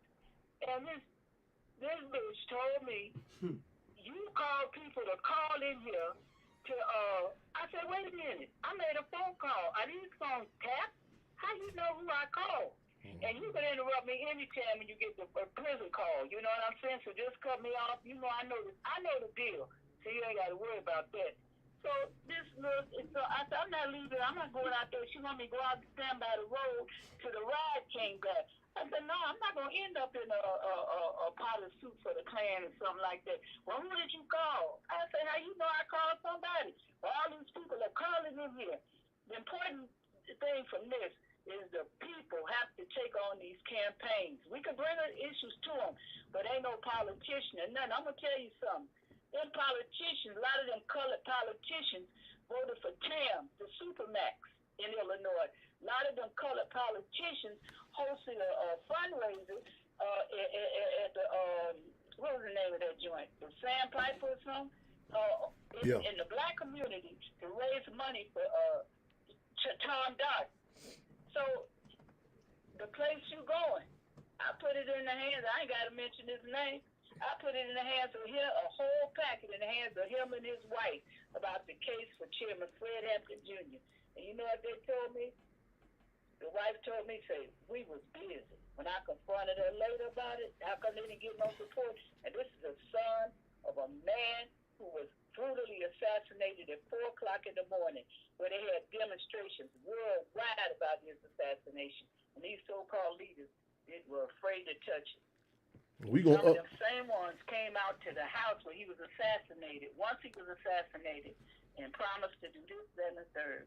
And I'm trying to think of one of them that did something to show some kind of support or embracing his son, or even all the people. And when we say we want to do something, we don't want them to just put them on the stage in front of a mic to repeat what the scripts that they give it. We want something really done about these concentration camps that they call in prisons and jails, because that's what they are, concentration camps. And every kind of torture they could put on a black person in there, man, woman, and child, they're going to do it. So that's why we say, that's why we say free them all. Let the people sort them out. Right on, free them all. We got to free them all. We're going to create such a groundswell that we make these cats, as we say, fake, at least at minimum, fake the funk. You know what I'm saying? Everybody, entertainers, all of them, you know what I'm saying? Because a lot of these cats ain't got no allegiance to nothing. You know what I'm saying? So they're incapable of taking the principal stands. But however, we create an atmosphere, you know what I'm saying, again, that they have to, you know what I'm saying, as we seen in the 60s, the Black Power movement enforced, doing Pontiac uprising. People had to say, man, how can I help work on this case? So we want to up the ante. That's the difference between the revolution and the war. It changed what's fashionable. So we want it fashionable. You know, so when you're at church and they talking about any announcements, deacon and pastor, pastor such and such. You know, we got what's the one prison, one country? What's going on in Menard? You at the club? You know what I'm saying? But DJ, you want to shout at anybody? Yeah, you know what I'm saying? Give me some of the names again. Rico Clark. Who else? Come on with it. Come on. Kenyatta Brown. Remember them names, y'all. Pick a name. Clark, Kenyatta Brown, Marty Hollis, Lewis Bailey, Jermaine Norris, Michael Minifield, Isaiah Brady, Chaz Trailkill. Pick them names. You know what I'm saying? So we got to tie this into every arena, every entity. You know what I'm saying? I know we on the countdown, y'all. I want you to give some ID numbers in contact. Make sure you get them Facebook pages. We talking about the Warden, getting the Water Stateville, Cassandra Greer, Dr. Latrice, get on their Facebook page. Sister Conrad, we got any more callers in queue? Because I know we on the countdown. We're going to be Mother's Day at the Hampton House. Y'all. Then Father's Day, we going out to see Chairman Fred's tombstone. August 30th. Put that on your calendar, too. August 30th on the calendar, too, for Chairman Fred's street party. Sister Conrad, any more callers? Okay, right on. True that for sure. Okay, right on. Okay, free out the wallet. Free them all. No doubt about it. Yes, indeed. And actually, on our website that we have on our Lost for Cause, we actually have a list of the names of the internal affairs and the officers from Stateville to Good. Menard. Good. What's the website again? Lostforcause.com. Lost, L-O-S-T? Yes. Lostforcause.com. .com. So the camera, any more calls in queue? Levante in the building. Come and stand. I see the building. Angel for free them all. Right on. Tamira Dixon, right on. And please come out Devontae, Saturday. you gotta call in. Okay, well, get the address on it one more time. It's at the Rainbow Push Coalition, 930 East 50th Street in Chicago. This Saturday from 11 to 1. Let's come any callers in queue? Fremont. Chairman, we have Brother Kubana and Q. Fremont. Come on with it, Fremont. Welcome to Fremont Radio. We on the countdown. Come on with it. No, excuse me. Cub on with it. Hey, Mama, brother. Fremont. Yes. Cub on in with us, man. Yeah, much respect. Mama cool, much respect. Hey, brother, just wanted to, she was mentioning about these politicians, man, and I just got off a council meeting in Gary. We've been trying to get a street named after Malcolm. Gary, Indiana, right? That's for people, you know, we listen. Gary, Indiana, so people who listen to internet. Gary, Indiana, right? Yeah, Gary, Indiana. Okay, people know. Okay, go ahead. Struggling black city, and just it was just, you know, it was just they just trying to do whatever they can not to make it happen. We almost got 4,000 signatures. We did what we were supposed to do last time. It was already on the ESRI map, already on the maps. If you Google map or whatever to try to get somewhere, it would show Malcolm X Drive in Gary, and they had it taken down. You had on the Google map, you had the street where there was going to be named to Malcolm X and Gary, and Google acknowledged it. And you saying that the Negro politicians fought to get it took down. Yeah, don't give credit to the mayor. I ain't gonna talk about all of them, but most of them ain't standing up against them. Okay. So wasn't the mayor, but the rest of them. Okay, so Google even said, okay, go on rap. Okay, Google said, okay, man. Now you okay? Go ahead. We here.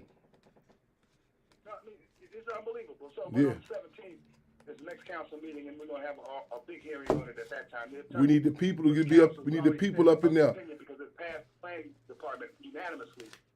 So Where, all the Negroes up in there. where is that at? We want people to go live. Finally, though. And they still, and they didn't make it happen. They said after 90 days, if it gets passed by them and you don't act on it, it should automatically just go forth. And they didn't even fight against that. So that's going to happen on the 17th. 17th. Unbelievable. It's not the city. It's not the city hall. What is it? Quabbin and Gary. What is it? What's the play? It is the City Hall. City Hall in Gary, Indiana. What time? Next city.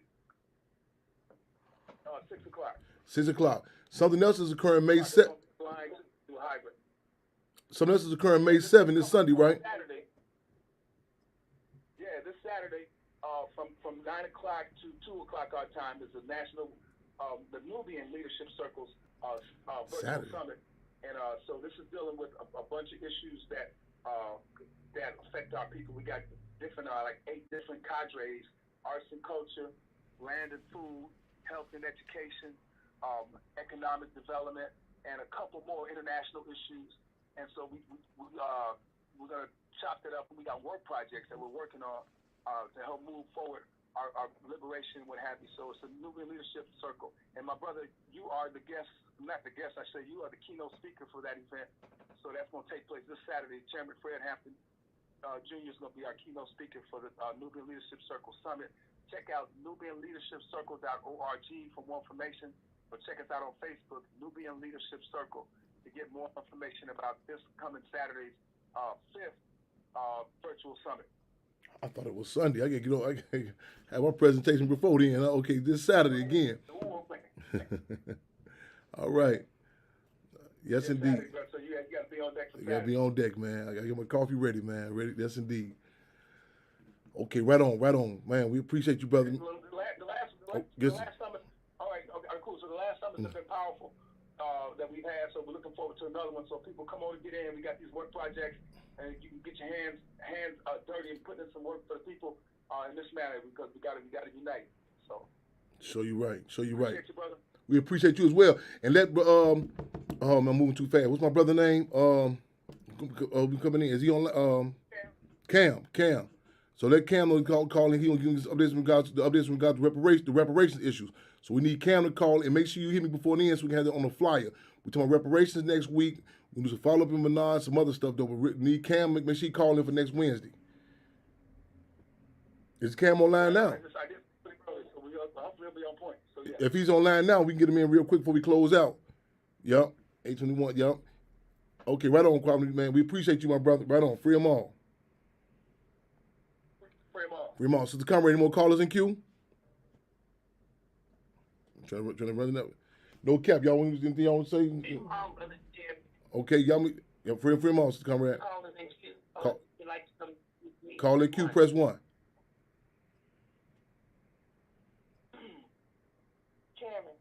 Yeah, Fremont. Welcome, Fremont Radio. Is that co-host? Fremont. Yeah, Fremont. It's called. Okay, Fremont. Yeah. Yep. I want to bring up, I don't know how many people know about this story. In New Orleans, April 23rd, it was 4 young kids who went to the park. And 3 of them were siblings, 14, 8, and 5-year-old, and a 15-year-old accompanied them. Anyway, one of the girls fell in, 14-year-old Brandy Wilson, and her boyfriend jumped in to try to save her. Kevin Poole, he was 15, and her 8-year-old sister tried to jump in and save them as well. They've been missing since April 23rd. One was found Monday, I believe, May 2nd. The young man that was 15 years old. But the Coast Guard, after 55 hours, they stopped the search.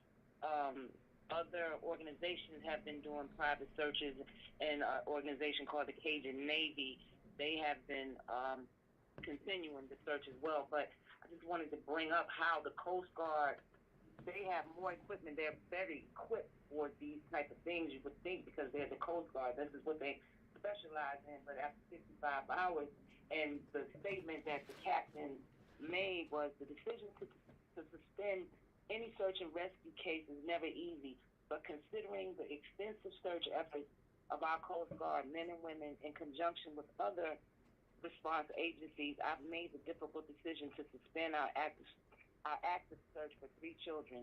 And this is Captain Kelly Denning of the Coast Guard Sector New Orleans Commander. And then he says our prayers are with the families during this difficult time.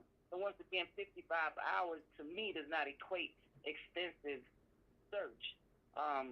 55 hours, a little more than 2 days. Exactly. And after and they called off, they suspended their search. But like I said, the Cajun Navy, I talked to Mia X, who is she comes on the show quite often, and she was telling me about she's real good friends with the father of the 2 girls and the little boy. This was the first time the family had let them go out on their own. They were always with a parent or older person. So this was the first time that they were allowed to go out on their own. And the mother had suffered a heart attack, and the little girl was saying she wanted to give her mom a break, and she was taking her little brother and her little sister with her. And the family is just really distraught, without reason, with reason, with good reason. But back to that Coast Guard in the 55 hours, I just, I wanted to bring, I don't know if there's any way we can make noise, like to we got post and complain and we got to deal it. Out there. We got simultaneously put heighten the contract. We got to see the heighten the contradictions. I mean, because like in New Orleans after Hurricane America, a lot of people call it Hurricane Katrina. We call it Hurricane America. We say Katrina ain't killed nobody. Deal is after Hurricane America, we seen the brutal graphic pictures of how black people were treated. You know what I'm saying? And the deal is, in response, a lot of people didn't know about that. You had the Soul Patrol. The Soul Patrol were the brothers and sisters, I don't know who was demoralized, people thought they were strung out, whatever. They turned refrigerators into rafts, and they were, saving the people. We are so capable, And so, even after Hurricane America, a lot of people took issue with the United States referencing black people as refugees. In fact, you had Reverend Sharpton said we should be refugees. I said, no. We got to come to grips with that and say, no, how this country sees black people. You know what I'm saying? We've seen former U.S. President George Bush, his wife. They had pictures of golden retriever dogs on buses, clean, getting them up out of there. You know what I'm saying? They were locking black people up, you know what I'm saying, for going up and getting food. These contradictions have to be exposed so we can simultaneously put the pressure on the Coast Guard, but at the same time, let the people, we don't think we're capable. You know what I'm saying? A lot of people say, well, if this traffic light stop, how are we going to drive our cars? They don't even know what we are capable of doing. And a lot of times under pressure, because you know what I'm saying, it comes out, you know what I'm saying, we say, damn, I ain't know we can do this. So, I mean, I'm not even familiar with the Cajun Navy. I can imagine what it is. It's some brothers and sisters down there. You know what I'm saying? And we got to really fight. And that's what people don't know about the Soul Patrol. Because, like I said, about the elephant being trained in India. Because it's inspiring. People start saying, wait a minute. We can go fast. And I want y'all to go look at this comedian who I know they assassinated, Patrice O'Neal. Matter of fact, Coles, what's his full name? Patrice Malcolm X O'Neal. Just check this cat out. I mean, phenomenal. He got a whole... Patrice Lumumba O'Neal. This cat, I know they assassinated this brother. He got a whole bit about that. He say, if I get lost, I go on a boat. I'm taking me a white lady down with me so they can come find me. He say, you see the Coast Guard come up there, whole black football team missing. They like, well, good day. This is in the schools. This is in the healthcare. This is in the prisons. This is the policy. This is when merchants come in, when they come in the country, they tell, go to the black community, you can sell them slop, everything you want to do. You know what I'm saying? We are treated the Rodney Dangerfields of all races. So it's a dual, simultaneously, we heighten the contradictions, how the system deals and relates to us, as well as empower the people, say what you are capable of doing. Again, we put the word out, we want to shout out, you know what I'm saying? Let's see if we can get a contact for the Cajun Navy and the family to call in with us next week. You know what I'm saying? So people get inspired. So damn, who found them babies? You know what I'm saying? It 55 hours. It take the Coast Guard 55 hours to throw their damn boots, their rubber boots on, and gas the boat up. You know what I'm saying? They ain't you know what I'm saying? So ain't no way possible. And over there, New Orleans is below sea level. It ain't like they go in the Atlantic Ocean looking for no motherfucking body. You know what I'm saying? So the deal is, it's not that difficult what we are capable of doing. The Soul Patrol, there were brothers and sisters taking refrigerators, going to save our people. I'm talking with God. This is what I bear witness to. We was down there. We rolled down there. The news never reported this. People said, well, I ain't know about it. It didn't happen. They're not going to tell you about this here. You did? And most cats they're gonna sit there and wait on the news to tell them this was happening, this will save you. You know what I'm saying? We bet witness, man, the Black Panther Party colors is on the ground down there. We call it Hurricane America. You know what I'm saying? So again, we are our own liberators. And it's times like these we have to seize to say, man, this we are historically who has saved us. And a lot of times when we come up from the ground up, they'll say, okay, we can't stop it, co-opt it. They're going to grab some other person and say, that's who brought attention to this. No, they can play a role, and they need to. Revolution, gain the minds and participation of the masses of the people. In Vietnam, the prostitutes had to play a role. They said it was a different prostitute prior to Ho Chi Minh and the GI opposition. You know what I'm saying? They opposition, the prostitutes say, we gonna guarantee American soldiers go to bed with us. Ain't no waking up. It was a different bumblebee. They trained them bumblebees come up out of the sticks. You know what I'm saying? Similar to the Black Power movement of the 60s. It was a different type of prisoner when Field Marshal George Jackson was held captive. You know what I'm saying? The Black Power movement of the 60s, it was a different type of disciple. You got the devil disciples and the black disciples. Everybody got to play. Ain't no neutrons in this war. You know what I'm saying? We got to heighten it. It's a blatant contradiction what's going on with them babies being missing down there. Some people get sidetracked. Was they in the gang? What the mom was doing? Why they not down there? You know what I'm saying? With the father, was they married to the woman? Was that his second wife or third wife? All that sidetracking of the slave. You know what I'm saying? Was Rodney King, was he speeding or not? You know what I'm saying? Did this here. I'm cut from the cloth, man. My guys get into it. We handling the business. You know what I'm saying? Whatever total difference we got, we handle that. You know what I'm saying? Black Panther Party position was, and the Black Panther Party cubs hold the line. The difference between the people are reconcilable. The difference between people stay irreconcilable. Them babies are missing. This should be, man, listen, did this here. Listen, you think if one of those 3 white children, you think your phone won't be buzzing right now to an Amber Alert? You think gonna be you think on the Oscars and stuff? Them people have some ribbons on their lapels saying this connected to them to the 3 white girls missing. You think Justin Timberlake and them, you know what I'm saying, ain't gonna be say, hold on, man, I'm going out for the benefit to find these children? We get up the ante. Every entertainer, every politician, they ain't gonna lead this now. Be clear on that. Let me be clear. See, this stagecoach, you know what I'm saying? Ain't no mules or donkeys leading this motherfucker here. Man, thoroughbreds. But everybody got to play a role. You say, I can't ride the horse, man. Something. Buy some horseshoes. Something. So play some role. Help the wheels on the stagecoach. Something. Everybody can play a role. We live and direct on the countdown. Woo, past the countdown. Look, okay, did this here, y'all. Give me some Facebook, some contacts where you at. Have people, my Facebook page is Marcia, Marcia Hatton, Hatton. Then we have our website, lostforcause.com. Anybody could sign up on that for the subscription. We're actually looking for people who's got stories to tell as far as abuse that's going down with any part of the Department of Corrections. We got a blog that we're getting started, and we're trying to get together the podcast as well. Right on. We're going to be up there. We're getting the podcast at the Hampton House is coming soon. I got these cats. No cap. Y'all check them out. And that piece going to be, when it's coming out? Probably about 2 weeks, y'all. Yeah. Man, y'all be, hey, we get down to get out, man. It was hot. It was heated. Real talk, y'all. Happy birthday, my man, Money Frazier in the building. It's a real inspiration, man. Real Crosby. Happy belated birthday to you, brother. Real talk, man. You know what I'm saying? We just had a triple C, you know what I'm saying? We coming cool to Mr. Fish and everything over there went down for, you know what I'm saying, for the birthday celebration over there. Hey, it's an honor to serve y'all. You know what I'm saying? My brother Corey in the building, man. No cap in the building. Let's continue to make history, take history, and tape history. This Sunday at the Hampton House, y'all. Gonna be some women's clothes for women. I think some dishes, you know what I'm saying, for Mother's Day. Then Father's Day, we going down and check out the chairman down at Tombstone. Where is that? Ask the police. They'll tell you, they go shoot this Tombstone up every year. They ain't forgot. Go to that. People say, well, you need to get a camera. They not hiding. Ain't this ain't no abstract sneaking. They upfront about it. And that's the position we got to take. The chairman Fred say, yeah, we subversive, motherfucker. We upfront.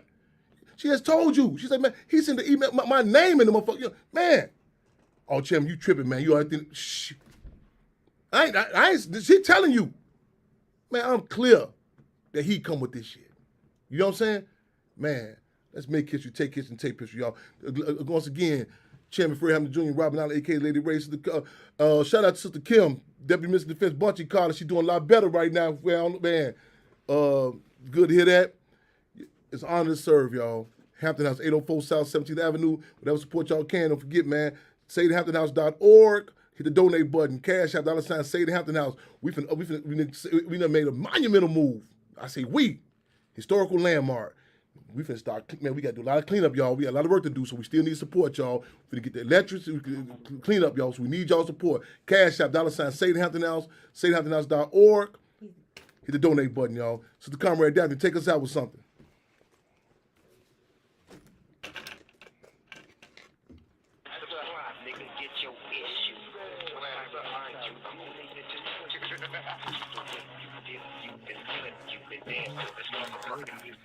Oh, good thing. Oh, thank you. She came, donation right there through the door. We love and respect you. Hey, rolled in from, man, St. Louis. People say, man, I'll be there. If it was the 5th, we all be drunk. Man, if I was around, back in the 60s, I'd be doing this and that. Yeah, all right. If it was the 5th, we all be drunk. They say she want to come in this week for the show. I said, all right, tell her come on to the show. Hey, man, I'm grilling at the Hampton House. Boom, boom, boom, knocking on the door. 550, 540. No cap. I'm talking to them. I say, man, y'all come on see us at the Hampton House. Shh. They roll down the ground zero, and they here, man. As we told, we need warm bodies, y'all. We need y'all to Cook County Jail with that water giveaway. We need y'all to Stateville. We need y'all in Pontiac. We need y'all in Menard. You know what I'm saying? In the spirit of internationalism, from the Congo to Chicago and Iraq and back, without the people, as Minister people said, revolution is impossible. So put that in your rap lyrics. Put that in you go to the club. I'm talking to the cigar lounge now. We finna put together a tour. So y'all think y'all there? I'm just chilling cigar to my sports and stuff. Shit, we finna pop up in there, pop them politics. We could have put a Panther cut. Oh, look, last week I stopped the cigar box. I said, oh man, hope I ain't ran anybody away. And where's Tupac? I said, oh, me and my big mouth. They ready? Okay, all right, now you heard him now. I get it all the time. This politics impact everything, y'all. People like, damn, okay. They be like, he come again. I always want to blame the system. That's us. Another episode of Free All Radio, y'all. Next Wednesday, y'all. I'm gonna club up out of here. Yeah. You know what's right here too? Yeah.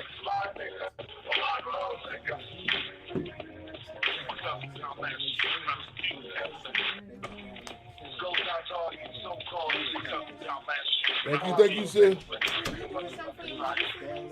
All mothers. Yeah. Thank you for doing this right on. Thank you. We thank you. Yeah. Thank you for coming in.